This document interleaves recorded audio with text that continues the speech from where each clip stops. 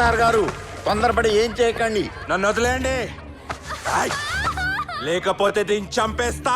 పై officers consult చేస్తున్నాం, వాళ్ళు వచ్చేస్తున్నారు. మీ డిమాండ్లు పరిశీలిస్తారు. మాకు కొంత సమయం కావాలి. ఏంటి పరిస్థితి? లోపల ఒక 100 మంది పిల్లలు ఉన్నారు బావ. వీడు బతికే ఉన్నాడా? లక్కీగా ఏం జరగలేదు. ఏం జరిగింది సార్? ఏం జరిగింది? కాల్ చేశాను. కాల్ చేశాను. ఎలా సార్? కళ్ళజోడు తీ, ఎక్స్ప్రెషన్ కనపడి చావట్లేదు.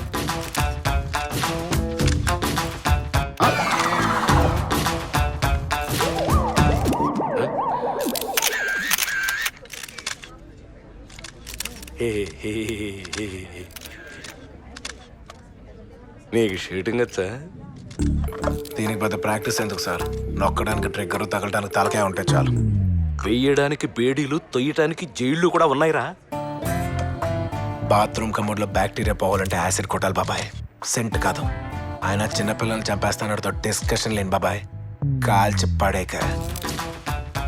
సార్, ఈ ఇన్సిడెంట్ మీద మీ కామెంట్ ఏంటి సార్?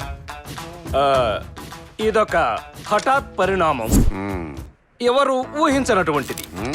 ఇలాంటప్పుడు మామూలుగా సార్ మీరు ఆ బాడీని దించమన్నాడా బావా? ఆ బాడీని దించమను. అలాగే బావా. ఏంటండి ఇది మరీ చిన్నపిల్లాళ్ళ?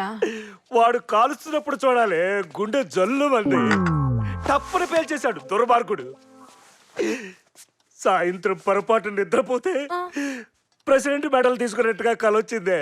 ప్రెసిడెంట్ మెడల్ తీసుకుంటే మంచిదే కదండి. కానీ అది నువ్వు తీసుకుంటున్నట్టుగా వచ్చింది.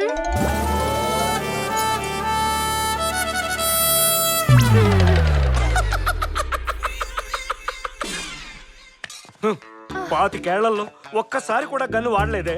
లేదా మీతో కూడా కల్పిస్తాను సార్. నేను బ్రతికొండగా కాల్చను.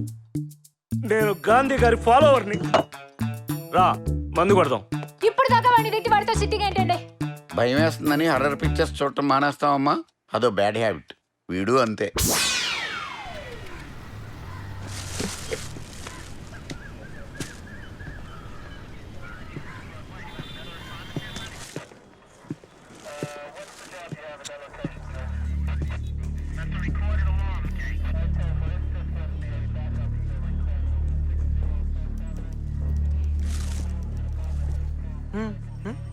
నువ్వు సినిమా తీసి పోస్టర్ మీద మా బావ పేరు వేసావు.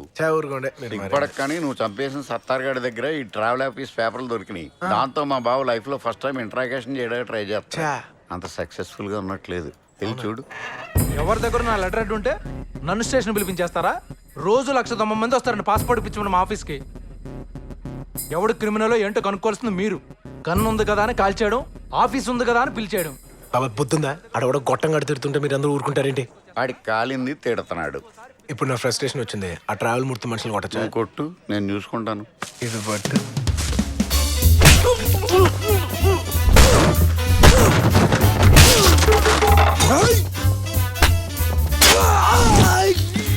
అయ్యి బాబాయ్, నా టేబుల్ మీద ఇన్ని మారణాయుధాలు ఉన్నాయా?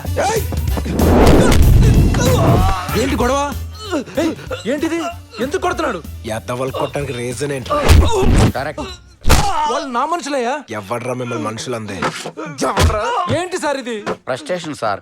పాప మాడి బైక్ పోయిందంట, ఫ్రస్ట్రేషన్ లో ఉన్నాడు. కొడితే బైక్ వస్తుందా? ఫ్రస్ట్రేషన్ పోతుంది కదా. ఏంటి గొడవ? Frustration sir. మనోళ్ళు కంప్లైంట్ తీసుకోవట్లేదట. Public frustration. అదేంటో చూడండి అయ్యా. అవతల మా వాళ్ళు చెత్త కొడుతున్నాడు సార్. ఇది కూడా చూడండి అయ్యా. అదే చూస్తున్నాం సార్. చూస్తున్నారటగా. నాకు అర్థమైంది సార్. వాడు కావాలని కొడుతున్నాడు, దాన్ని మీరు సపోర్ట్ చేస్తున్నారు. ఫ్రస్ట్రేషన్ కాదు, తొక్క కాదు. ఇది రియలైజేషన్. చూస్తా నీ సంగతి ఏంటో చూస్తా. అంతే సార్. చిన్నపిల్లోడిని ఏం చేయలేననే కదా మీ దౌర్జన్యం. ఏం చేయకపోవటం ఏంట్రా? మర్డర్తో పని చేసావు కదా. హలో మూర్తి సార్. ఆ పాస్పోర్ట్ సంగతి ఏం చేశా? ఏంటి సార్ చేసేది? నా లెటర్ హెడ్ సత్తార్ దగ్గర దొరికిందని పోలీసులు నన్ను వాయించేస్తున్నారు. ఈ విషయంలో నేనేం చేయలేను. సారీ సార్, నన్ను వదిలేయండి. ఎవడో నన్ను ఆపడానికి ట్రై చేస్తున్నాడు. ఎవడో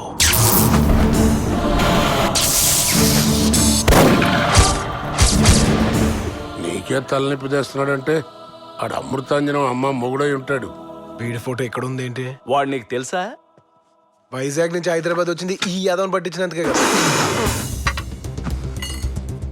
1500 కోట్ల రూపాయల క్రైమ్లో ఎక్యూజ్డ్ వన్ వాడు, విట్నెస్ వన్ నువ్వా? ఎంత పోలీస్ విజిలెన్స్ మధ్యలో నువ్వు బయటికి వెళ్ళటం అంటే వీడి ఎట్టి పరిస్థితుల్లో దేశం దాటి వెళ్ళకూడదు సార్. ఇప్పుడు భయపడి ఆగిపోతే ఎప్పటికీ వెళ్ళలేను. నీకెందుకయ్యా అంత మొండితనం?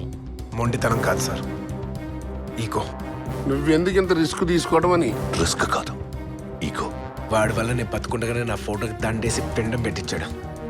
వాడిని వదులుతానా? ఖచ్చితంగా పట్టుకుంటాను. నన్నెవరూ పట్టుకోలేరు. పిడికిలు మూసినప్పుడు వేళ్ల మధ్య నుంచి ఇసక జారినట్టు జారిపోతాను. నేను పిడికిలు బిగిస్తే గాలి కూడా ఊపిరాడు చచ్చిపోతే. మీరు హోమ్ మినిస్టర్కి ఫోన్ చేసైనా సరే ట్రావెల్ మూర్తిని టచ్ చేయొద్దని చెప్పండి. I want my passport. ఇదిగో డీజీపీ, ట్రావెల్ మూర్తిని టచ్ చేయదని మన వాళ్ళతో చెప్పండి. ఎందుకయ్యా ట్రావెల్ మూర్తిని విసిగిస్తున్నారు? వదిలేయండి సార్. చెప్తున్నా కదా, ఆ ఇష్యూని ఎందుతో వదిలేయండి సార్. అర్థమైందా? సార్, మా డీజీపీ ఆ ట్రావెల్ మూర్తి చాలా గొప్పవాడు, వీలైతే సన్మానాలు చేయండి కానీ స్టేషన్కి పిలవద్దు అని. బిట్టు గడికి ట్రావెల్ మూర్తే హెల్ప్ చేస్తున్నాడని ఎవిడెన్స్ తీసుకొస్తే అప్పుడు డీజీపీ మాత్రం ఏం చేస్తాడు? పొద్దున్నే యోగా చేస్తాడు, సాయంకాలం వాకింగ్ చేస్తాడు. మనం ఎవిడెన్స్ తీసుకొస్తే వాడేం చేస్తాడో నాకేం తెలుసు. అయినా ఎవిడెన్స్ తీసుకురావడం అంత తేలిక? Simple sir. ఏంటి? ట్రావెల్ మూర్తి గడ ఆఫీస్లో మధు పని చేస్తుంది. చేస్తే మధు కీ కార్డ్ పట్టుకుంటే ఆ పిట్టు గడికి ట్రావెల్ మూర్తి టికెట్ ఎక్కడికి వేసాడో ఎలా పంపిస్తున్నాడో తెలిసిపోతే ఆ డాక్యుమెంట్స్ కానీ సంపాదిస్తే ఇద్దరిని మూసేయచ్చు. కీ కార్డ్ ఎందుకు ఇస్తుంది? 2 వాటర్ ట్యాంక్ లో బ్లూటూత్ ఇవ్వండి, 3 రోజుల్లో నేను ఏం చెప్తే అది చేస్తాయి.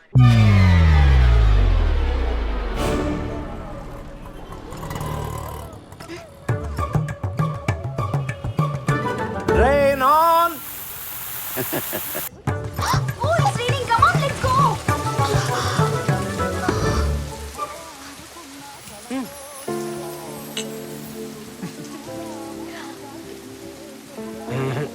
మనం టీ తాగేదాకా వర్షం ఆగదు, బస్సు రాదు. స్టాప్ స్టాప్ స్టాప్ ఆపు. బావా, బస్సు ఆగింది. గుడ్. మాక్సిమం ఇంకో 10 నిమిషాలు ఆపగలం. ఓకే. ఏంటి సార్ బస్ పోలీస్ డ్రిల్, దేనికి సార్? పబ్లిక్ సేఫ్టీ కోసం. దయచేసి అందరూ సహకరించండి. ఇతను ఒక టెర్రరిస్ట్ అనుకోండి. కూర్చోండి. ఎవరైనా ఎదిరిస్తే ఇది బస్ అని చెప్పడానికి ఒక పీస్ కూడా లేకుండా పేల్చేస్తాను. మీ దగ్గర ఉన్న సెల్ ఫోన్స్ అన్ని తీసి విసిరేయండి. Do as I say. విసరమంటే బయటకి, మీద కాదు. పిల్లాడిని చంపేస్తారా? టెర్రరిస్ట్ వస్తే మంచిదే కదండి. ఇప్పుడు ఇతను టెర్రరిస్ట్ కాదు, దొంగ. ఇప్పుడు ఇతను బస్సుకు నిప్పంటిస్తాడు, కత్తితో బెదిరిస్తాడు. మీరేం చేస్తారు?